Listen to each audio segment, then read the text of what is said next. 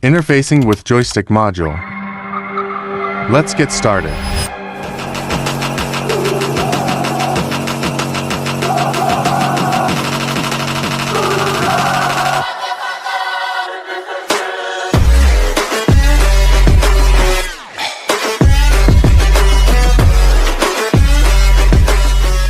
Joystick module. Basic knowledge. Joystick has to potentiometric seems to move.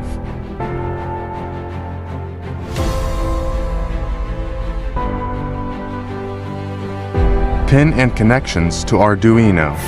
Ground pin of module goes to ground of Arduino.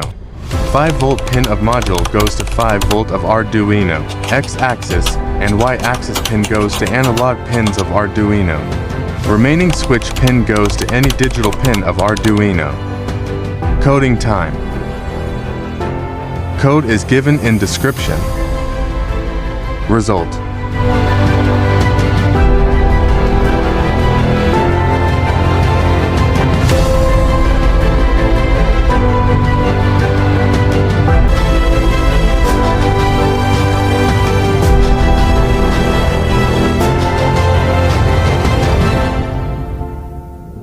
Subscribe to watch more.